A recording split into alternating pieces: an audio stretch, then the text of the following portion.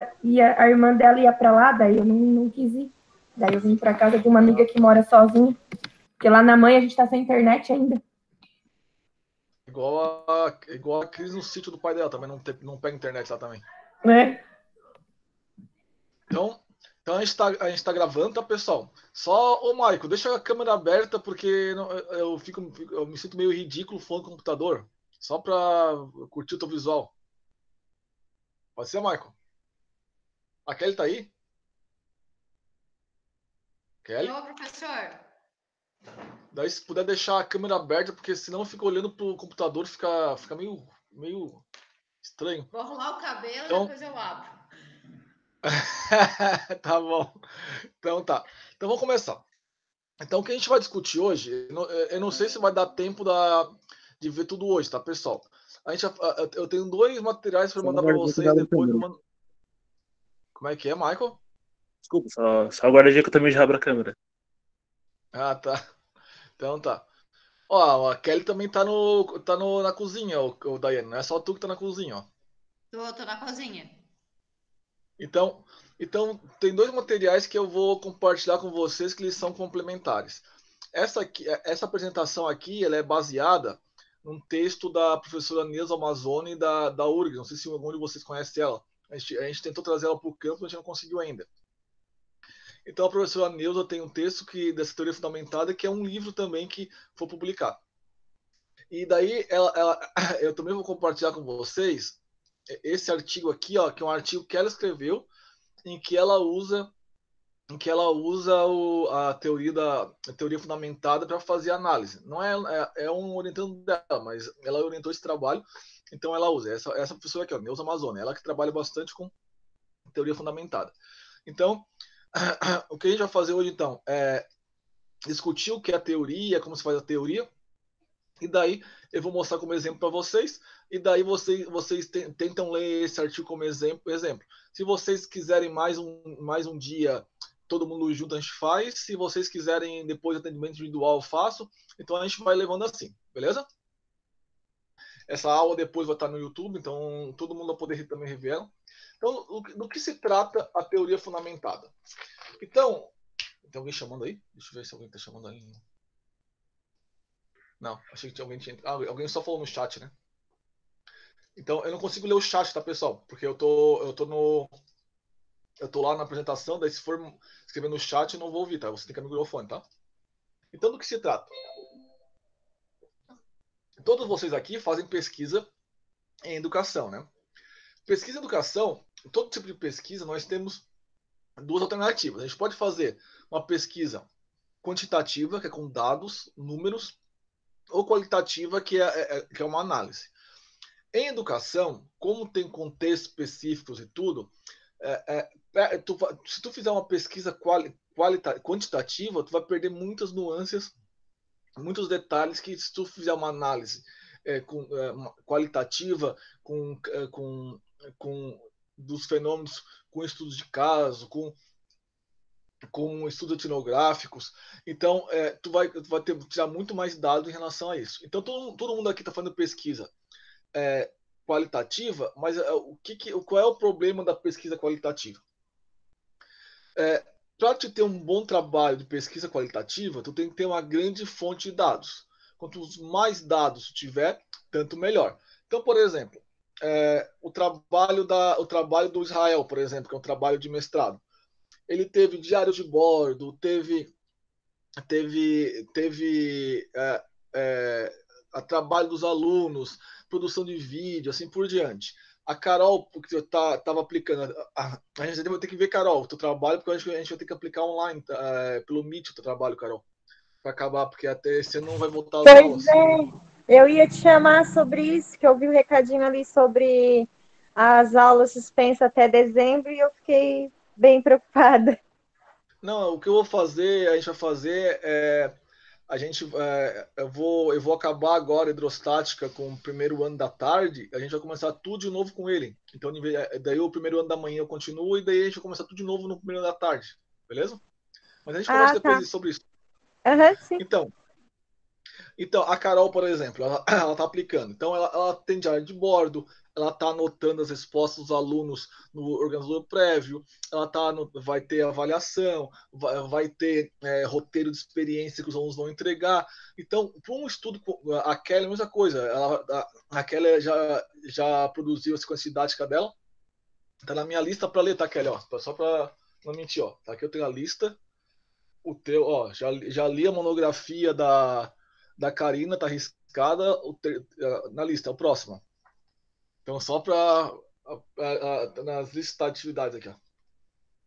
Então, a Kelly, por isso eu não justificando, eu não li a dissertação dela ainda, então não sei quais são os dados que ela vai usar, mas ela também vai gerar muitos dados. Então, quanto mais fonte de dados tiver numa pesquisa qualitativa, tanto melhor. Então, daí tu vai ter mais segurança nos seus resultados. Então a gente tem que encher de dado. Qual é o problema? O problema é como analisar esses dados. Então, como é que eu consigo tirar desses dados as informações que eu quero? Como é que eu consigo manipular esses dados? Tem diversas maneiras de fazer. Uma maneira de fazer é essa metodologia de análise que eu vou mostrar para vocês, conversar com vocês, que é a teoria fundamentada. Fundamentada em quê? Fundamentada em dados. Então, esses dados são gerados. A gente não corre o risco aqui de ser empirista, nem indutivista, porque a gente não está achando que esses dados não surgem do nada. Né? Esses dados são gerados a partir de toda a carga teórica que a gente provoca. Né? A Carol, por exemplo, provocou uns dados a partir do momento que ela selecionou um filme, fez um roteiro para os filmes, e a partir disso ela gerou dados. Então a gente não corre o risco de ser empírico indutivista aqui. Tão pouco a gente acha que no estudo qualitativo a gente vai achar leis universais. A gente está achando leis que são para o contexto em que eu estou. Beleza? Então, o fato de a gente usar bastante dados, construir conclusões a partir dos dados, não nos aproxima de uma postura indutivista. Todo mundo entender esse ponto? Beleza? Então, do que se trata? Se trata de uma alternativa para análise de dados em pesquisas qualitativas em educação. Essa análise se faz por meio de dados qualitativos. Então, a maneira fundamentada de Strauss é como eu posso tirar conclusões a partir de dados que eu gero. Então, sempre que eu for planejar uma pesquisa, eu tenho que analisar o máximo de dados possível. Então, a educação busca por resposta acerca. Então, qual é o papel nosso fazendo pesquisa em educação? A gente quer saber acerca de ensino, aprendizagem, currículo, meio social, professorado, avaliação e políticas públicas. Então, pesquisar acerca de educação é pesquisar acerca desses temas aqui. Joia? Todo mundo entendeu do que a gente está falando? Alguma dúvida? Não? Então, beleza. Então, quais são as possíveis metodologias para análise de quadro? Então, o que a gente está falando agora? Então, eu não tenho só uma análise. Uma dessas possíveis alternativas que a gente está tratando aqui é a metodologia da teoria fundamental desenvolvida por Anselm Strauss e mais tarde contribuições do Juliette Corbin, ou Corban, eu não sei de onde que ele é. Então, essa teoria é oriunda de uma tradição que se baseava suas investigações em dados recolhidos em primeira mão. Então, é isso que eu estava falando para vocês. O que é esses dados em primeira mão? Quem fornece os dados, quem provoca os dados é o pesquisador que está pesquisando. Então, isso é muito útil no caso da Kelly e da Carol, principalmente, que elas vão aplicar a sequência didática delas. Então, o que é primeira mão? Elas vão provocar os dados sobre as qual elas vão analisar. Então, eu não lembro da sequência didática da Kelly, por isso que eu não estou citando, tá, Kelly? Mas da Carol, ela mostrou um filme e a partir do filme ela colheu opiniões de alunos. Depois ela fez experimentos e a partir do roteiro ela recolheu o roteiro. Então, tá vendo? São tudo dados. E cada aula que ela dá, ela está fazendo diário de bordo. E daí, quando ela acabar a parte cinemática, ela vai fazer uma avaliação e essa avaliação vai servir também como dados. Os trabalhos que eles fazem também é dados. E tem alguma coisa virtual, Carol, na tua sequência? Alguma animação, alguma simulação? Eu acho que... simulação. Tem simulação? Então, daí também vai colher dados. Então, o que ela está fazendo é isso. Ela está produzindo dados e está analisando eles em primeira mão. É isso que o Strauss fazia. Então, e todos os casos, o caso da Kelly, o caso da Carol, o caso de. A Larissa não está aqui, mas a Larissa vai aplicar também lá no mestrado. Isso são tudo estudos de caso. Estudos de caso, a gente não está tentando transformar isso numa teoria geral, uma teoria fundamental, uma teoria que vai responder todas as perguntas. É um estudo de caso do qual tu tira a resposta, mas tu não busca por leis universais, né? Beleza? Tranquilo, tá aqui? Então, a quem a teoria se destina, interessa a pesquisadores que se interessam por construir teorias por meio de dados. Então, é o caso de uma hora ou outra, todos vocês vão passar. Vocês vão ter dados e, a partir dos dados, vocês vão ter que teorizar sobre ele. Por quê? O que pode acontecer muitas vezes? Vou imaginar que a Carol produziu uma grande quantidade de dados. Como é que ela vai convencer o árbitro que, de fato, as conclusões dela, as conclusões dela realmente estão ali nos dados? Ela tem que ter uma ferramenta para analisar isso que dê segurança ao árbitro, dê segurança à banca, de que fato aqueles dados ali funcionam. Então vamos imaginar, por exemplo, vai ter agora, nem a Olivia, nem eles não estão aqui, mas agora a gente vai ter dois bolsistas do clube de astronomia. Vai ser esqueci o nome dele. Como é que é o nome dele? O Patrick. Patrick. O Patrick e a Cecília, né, Cris? Isso. Então, e daí eles vão trabalhar junto com a Cris e com a Olivia nesse projeto gigante de divulgação, né? O Science e o clube vão se misturar agora. Então vamos supor, se a gente conseguir o projeto de extensão, que daí provavelmente vai ser o Michael, porque daí não tem problema, não vai ter problema de bolsa. Se eu conseguir o projeto de extensão, daí o Michael vai trabalhar no projeto de extensão, que vai ser acerca do grande debate. Daí depois a gente vai ver, mas é um tema que a gente vai fazer. E daí vamos supor que a gente vai fazer um evento. Daí um evento. Então, daí, se eu analisar os dados do evento com a teoria fundamentada, o árbitro não vai encher o saco. Por exemplo, a Cris mandou, eu não sei se foi a Cris que mandou artigos que eles reclamaram da análise dos dados. Foi tu, Cris? Foi o Prenec da tabela periódica. Eles incomodaram com a análise dos dados. Por que eles estão incomodando? Porque eles não tiveram segurança no que saiu dali. Então, se der certo para a extensão, por exemplo, se o Mike fizer os eventos, ou se quando for fazer o do Clube de Astronomia, que a gente vai acabar, eles vão fazer, tem várias coisas legais para fazer esse ano sobre astronomia sempre, né? E por exemplo, uma coisa que se não voltar, não tiver vacina ainda, a gente vai tentar fazer observação remota com telescópios novos. Mas como é que a gente vai analisar isso? Que análise que a gente vai fazer? Se tu fizer isso sustentado na teoria fundamental de Strauss, o árbitro não enche o saco. Basicamente é isso. Beleza? O Michael fez uma cara pensativo. Por que, Michael? Fale. Liga o microfone aí. Não, disse que entendi. Ah, tá, beleza. Então, aqueles cara de pesquisadores mongo mesmo. Não tem nada. Então, aqueles pesquisadores que sentem muitas vezes perplexos diante de uma tarefa de dar significado a uma gama de dados empíricos coletados de diferentes fontes. Então, por exemplo, a Carol tem uma diversidade de fontes que ela está colhendo. A Kelly vai produzir uma diversidade de dados. Como é que eu analiso isso? O Strauss nos ajuda. É isso que a gente está fazendo. Então, de que se trata a análise de dados empíricos?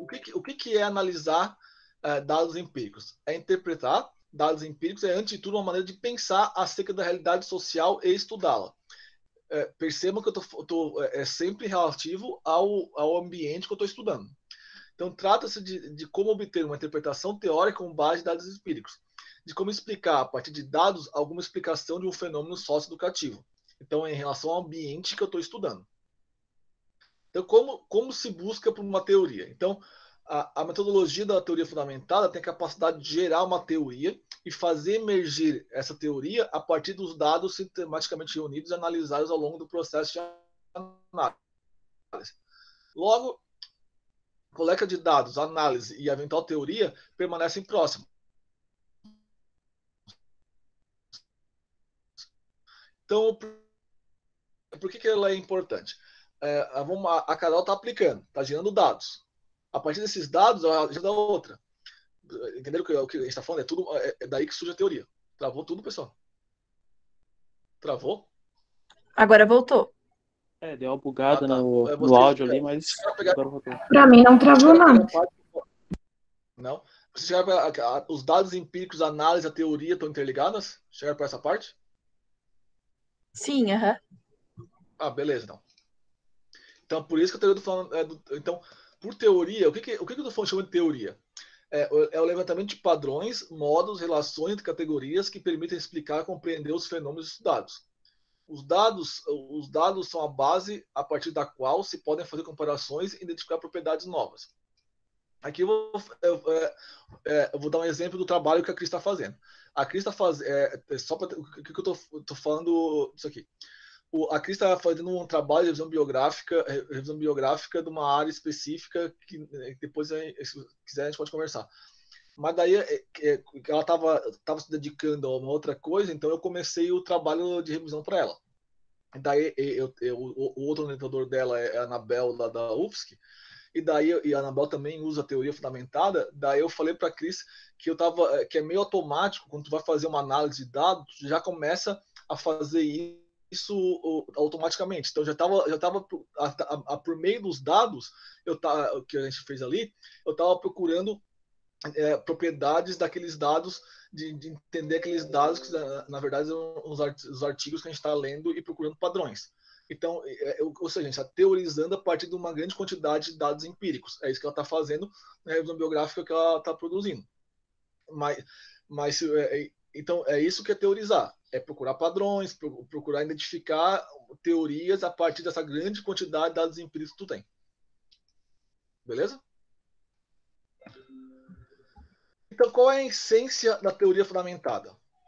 Então, a essência é que o pesquisador ele pode até ter hipóteses iniciais. Então, por exemplo, vamos pegar esse exemplo do artigo da Cris, de revisão biográfica. Quando a gente começou a fazer, a gente até imagina algumas coisas que a gente pode encontrar. Então, a gente pode até ter hipóteses iniciais.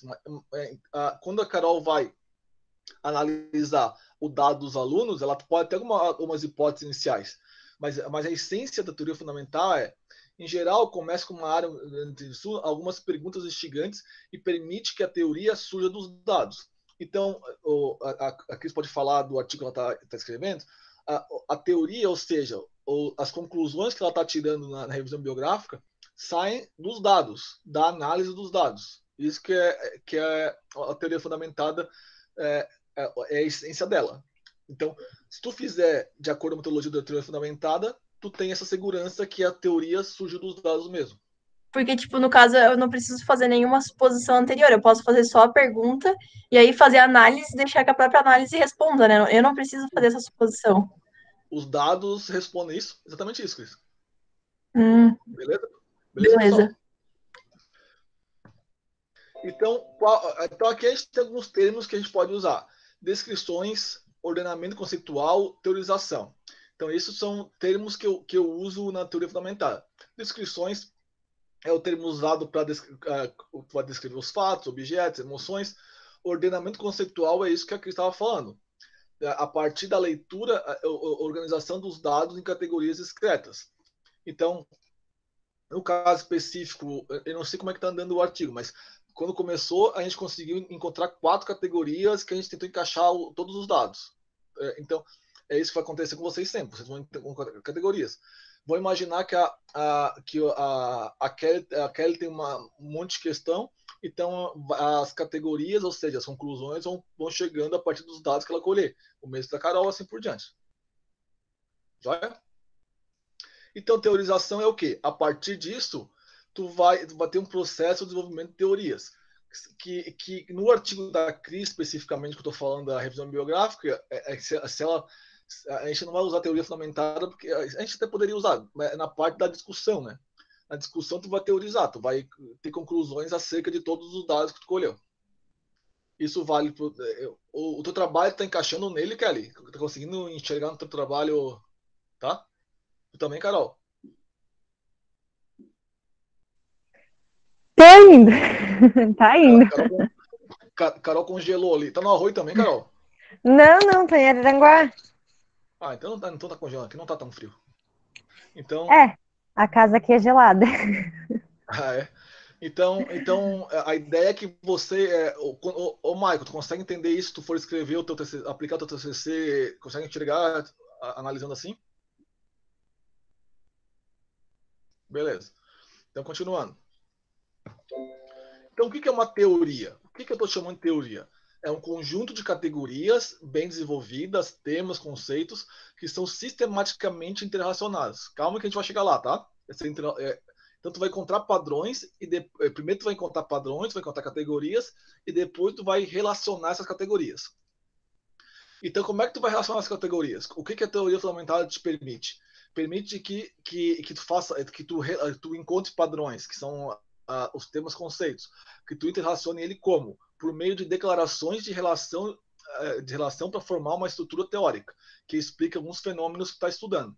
Então, tu vai ter diversas declarações, tipo, vou pegar o exemplo do...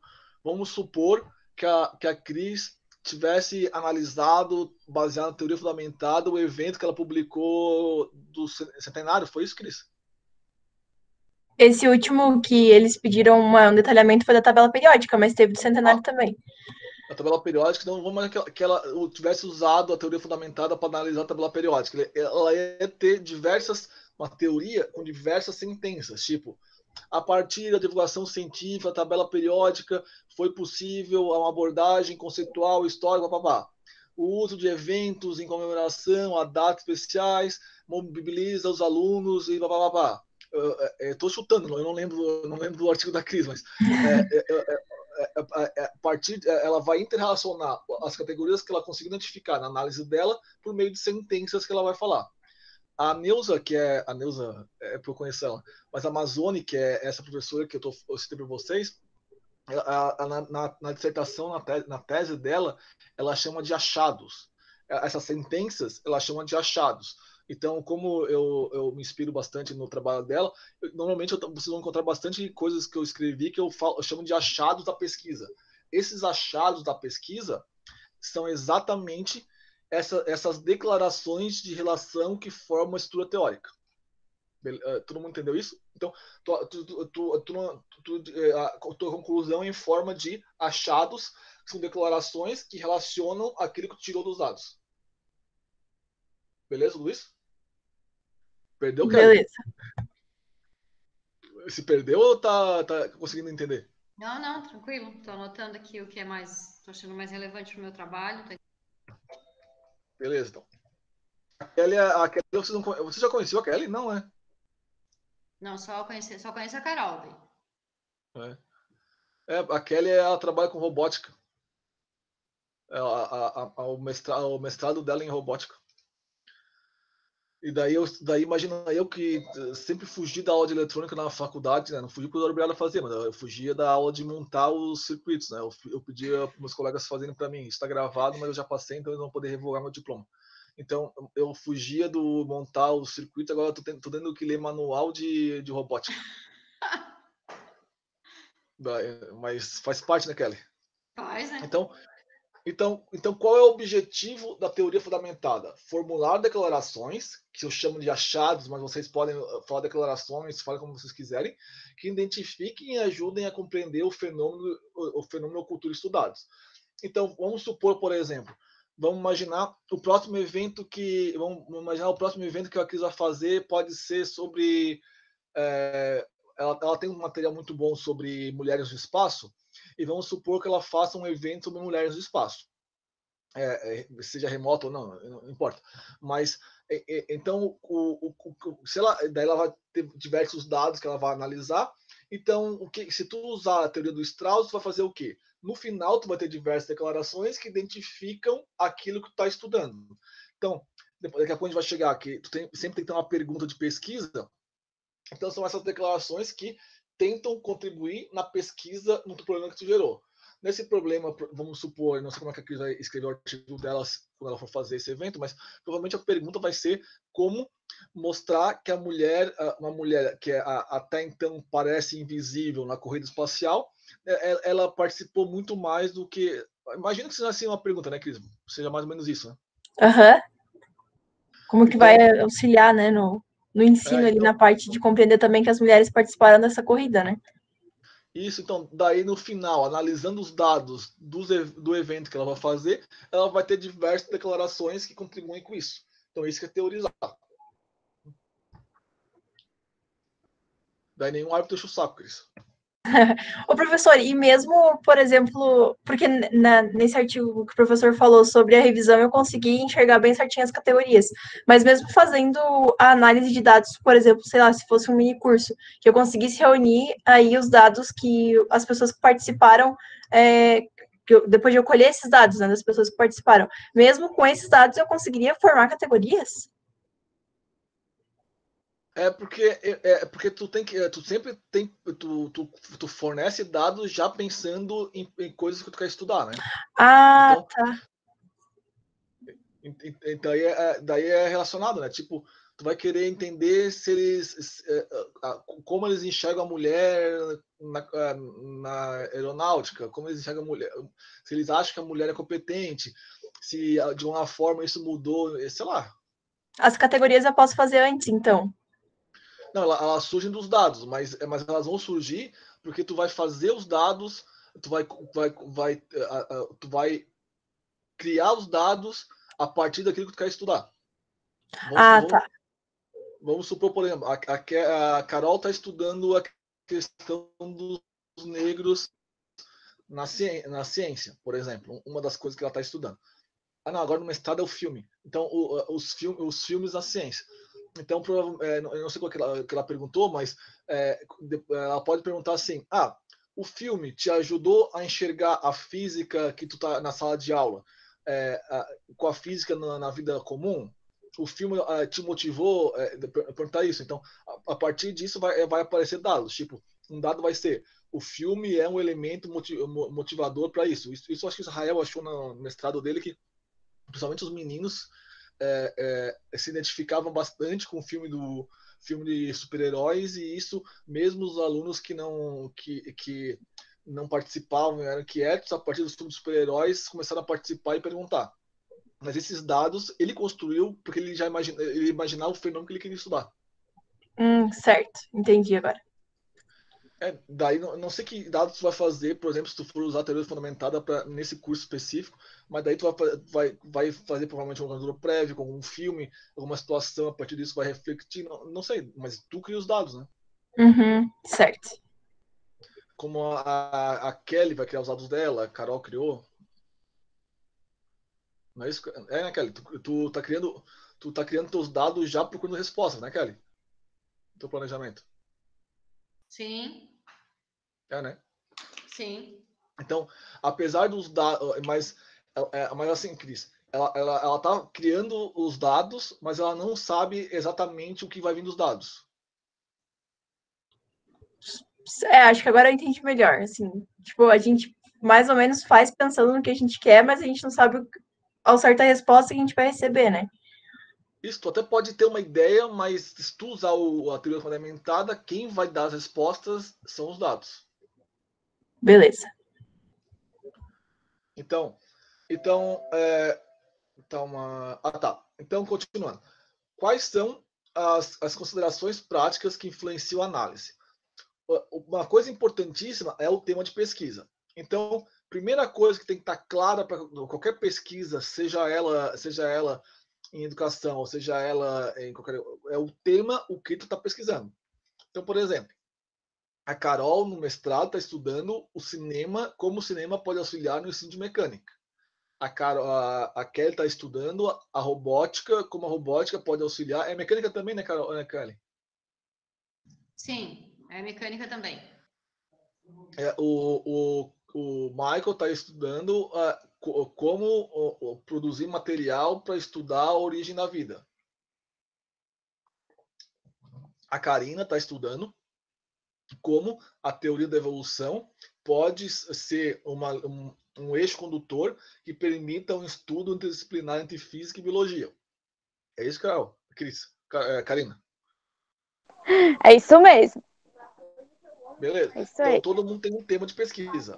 A Daiane está estudando como a história dos meus primos pode mostrar a matemática como uma ciência humana e não uma ciência exata. É isso, né, Daiane? Então, você tem, E, além é isso, eu tive atrapalhado com o microfone. Desculpa, Daiane, fale. Ai. Não, era isso, é isso mesmo. Só fui concordar, mas me atrapalhei com o microfone. Pra ligar. Pô, tem pouco fio ali atrás, Daiane. Cuidado, hein? Ah, é o do Note do celular. Nossa, cuidado. Então, mas não basta. Então, a Cris, por exemplo, ela tem vários projetos, mas um que ela está fazendo agora o tema dela é identificar o que a comunidade pensa acerca de. São dois artigos, né, Carol? O primeiro é um geralzão e depois a gente está identificando coisas específicas, né?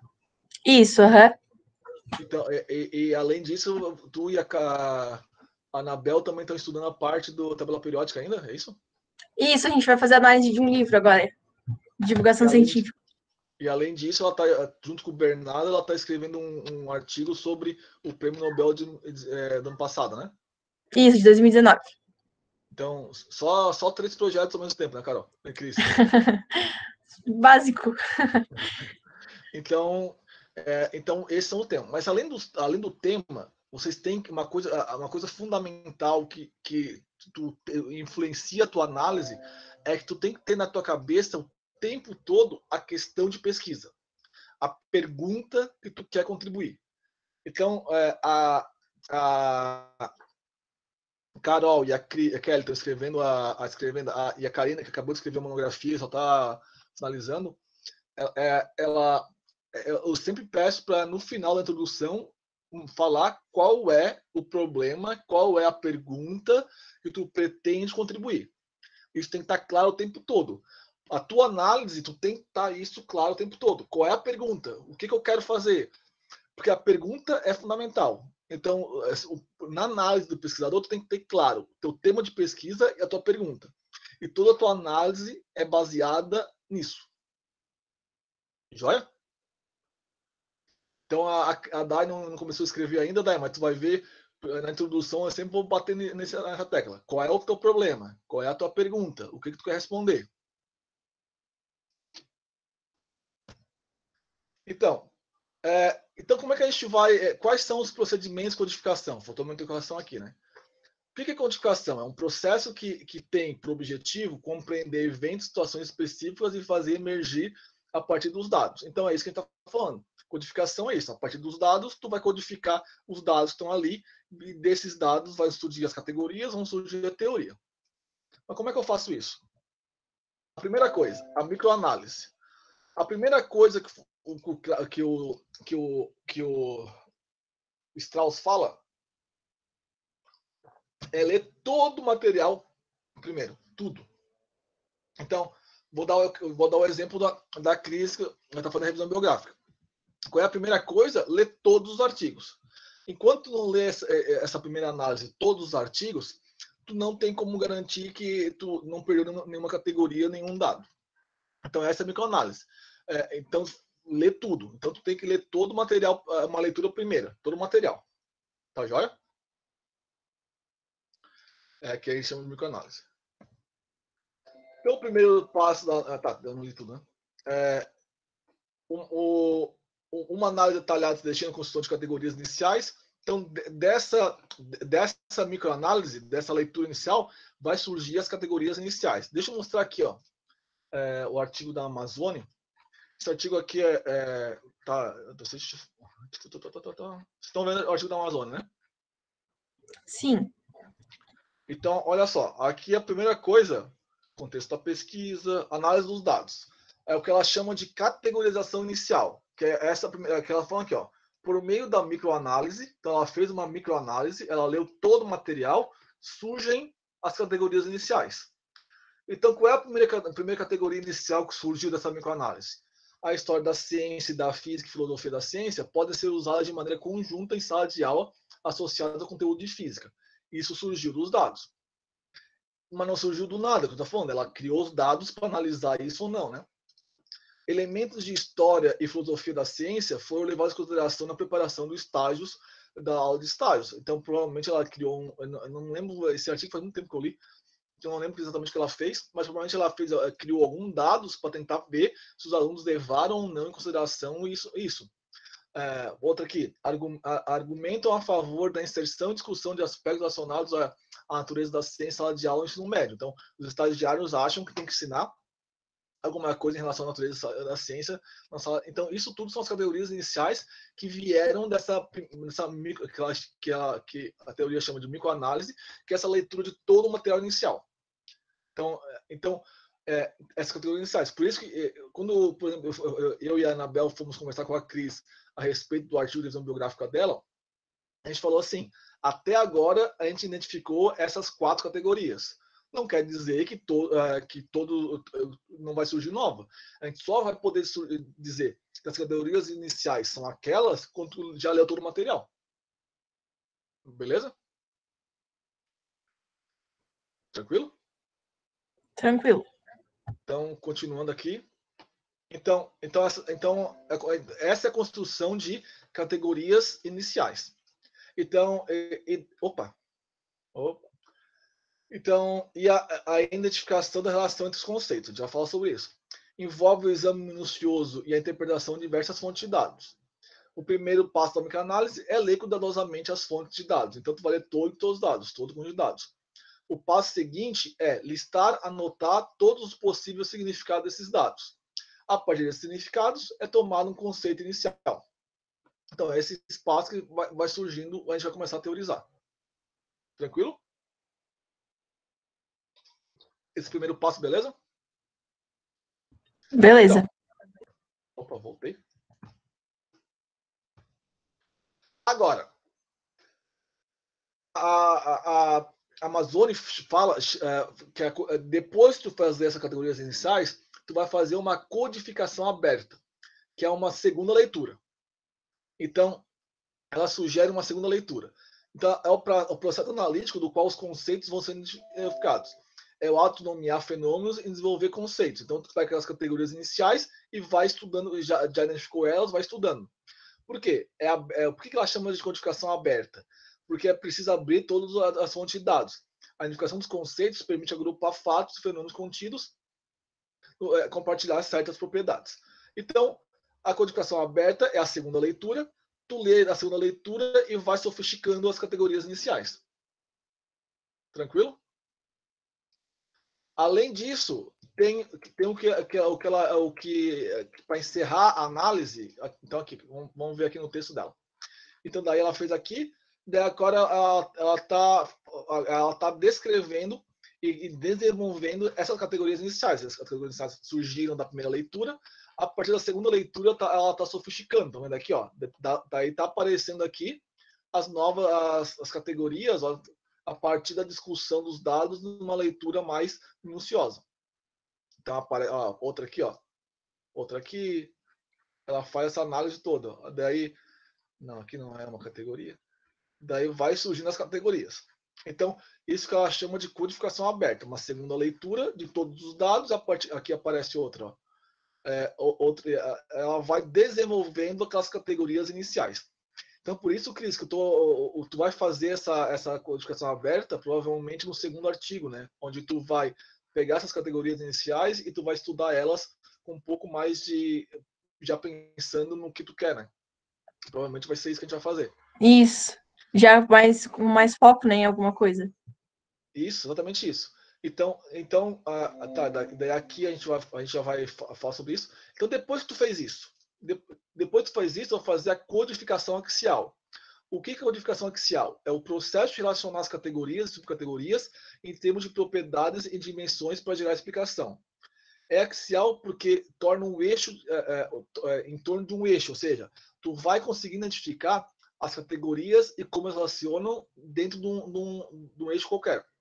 Em relação, em geral, a categoria que tende a responder à questão de pesquisa. Então, esse eixo sempre está relacionado com a questão de pesquisa, com o tema de pesquisa, por isso sempre está com ele em mente. Na codificação axial, o pesquisador tem em mãos algumas categorias surgidas ao longo da codificação aberta. Então, a gente teve as categorias iniciais, depois da codificação aberta, a gente tem outras categorias, e na axial começa a surgir um sentido em como as categorias se relacionam. E assim começam a construir relações em torno das categorias.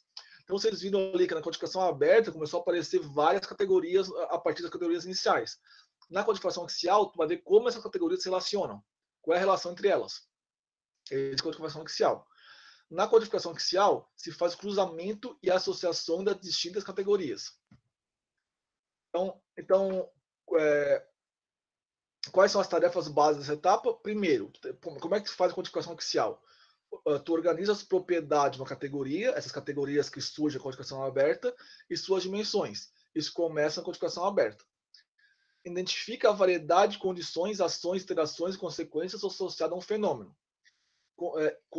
Constrói declarações, esse que a gente falou lá no começo, que é a ideia desde o começo, constrói declarações que se detonem como uma das categorias relacionadas às subcategorias. Procurar nos dados pistas que detonem como as categorias se relacionam. Vamos ver aqui como o exemplo da Amazônia. Aqui está a característica de estilo de pensamento, que ela chamou, que são as categorias. Isso aqui é codificação axial. Ó. Então, tem um eixos. Ó. Algumas categorias ela botou na categoria de habilidade de operacionar história e filosofia da ciência nas aulas. O outro ela chamou de domínio epistemológico.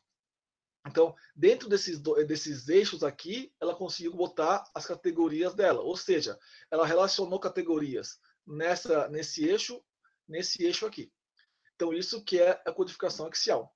E daí aqui ela discute as categorias, e daí, categoria 1, categoria daí ela termina a análise dela, vamos ver aqui, ela termina a análise dela, falando de novo das categorias, essa aqui é o eixo, né?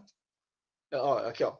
Então, 2 dimensões das categorias axiais, domínio epistemológico e habilidade de operacionar história e filosofia da ciência nas aulas. Então, as categorias se relacionam em eixos. Vou dar um exemplo. Então, eu vou parar aqui. Não, só deixa eu resumir, então. Eu vou resumir, vou mostrar mais um exemplo só para vocês. Então, resumindo. Como é que a gente faz do que se trata a teoria fundamentada do Strauss? Começa lendo o material atentamente, que depois isso vai ser feito a partir do procedimento da microanálise. Daí, da microanálise, surgem ideias, expressões, conceitos que a gente chama de categorização inicial. Depois, a gente faz codificação aberta por meio de uma segunda leitura, onde a gente vai sofisticando as categorias iniciais.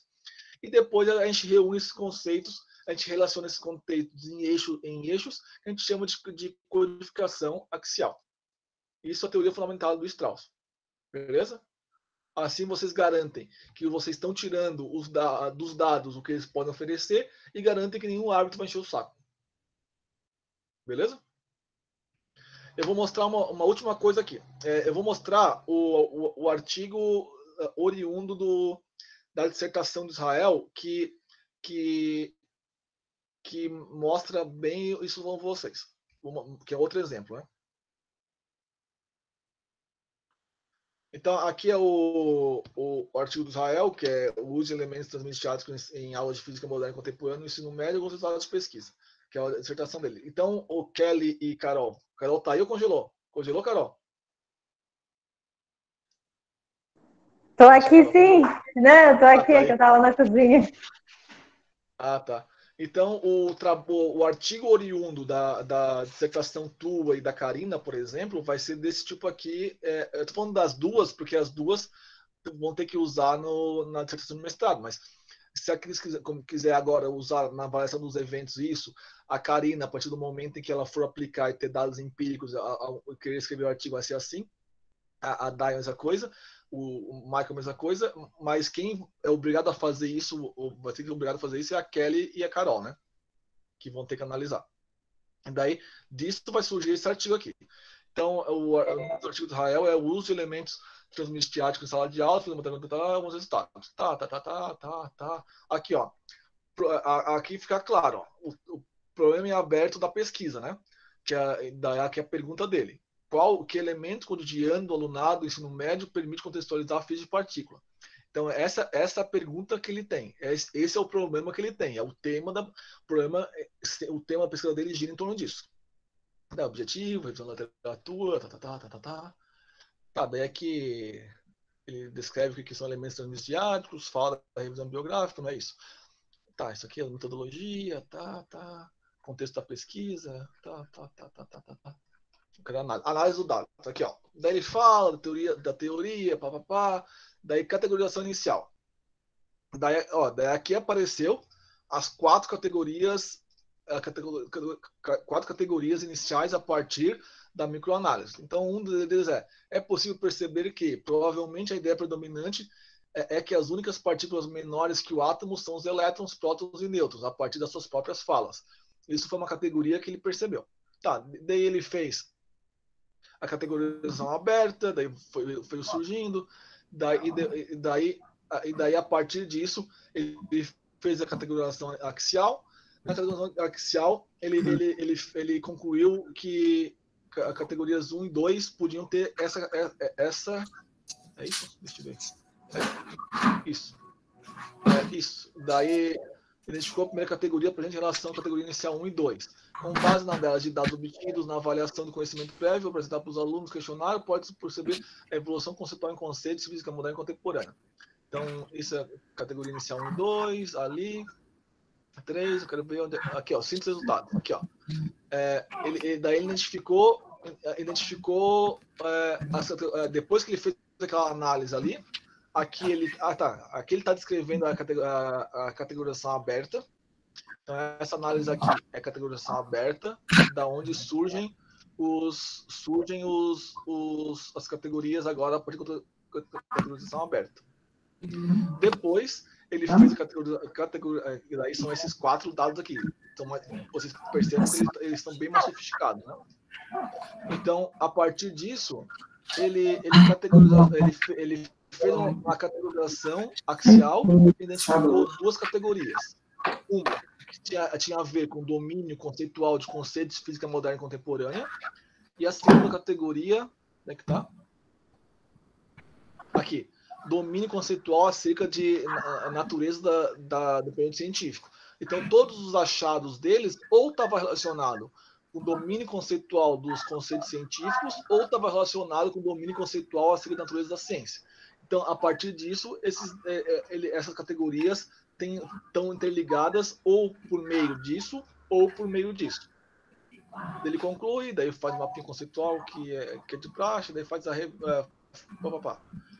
Mas aqui vocês viram como que ele analisou o artigo da Amazônia e o artigo do Israel, como que artigos com dados empíricos fazem surgir deles os achados que daí a gente bota na categorização e depois a gente bota no eixo de relação que a gente chama de categorização axial.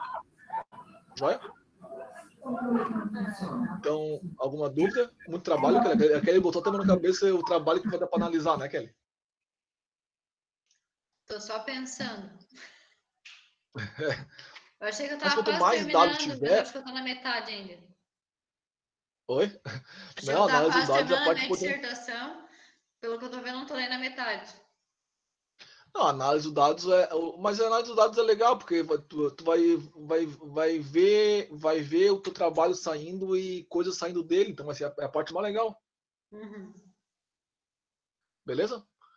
Então, alguma dúvida acerca da teoria fundamentada? O professor vai disponibilizar esse material para nós? Sim, o vídeo eu vou botar no YouTube, eu acho. E o material, e a aula e o texto da Amazônia eu mando no grupo ali agora. Tá. Obrigada. Beleza? Então, uma outra questão? Vocês têm alguma pergunta? Ficou claro? E vocês acham que são capazes de usar os Strauss a partir de agora? Talvez Tem depois que de ligar os rever. computadores. Com algumas Então- orientações, quem sabe sim. Umas Porque orientações agora tem, particulares. o que eu sugiro é ler um artigo da Amazônia para tentar entender como isso funciona, né? É uma boa ideia. Eu ia falar ler a minha tese, mas a minha tese tem 400 páginas. Eu acho que vocês não vão querer ler, né? E também depois de reassistir, talvez, esse encontro É. no YouTube. Beleza, então. Então tá, vou parar de gravar. Parei de gravar. Ó,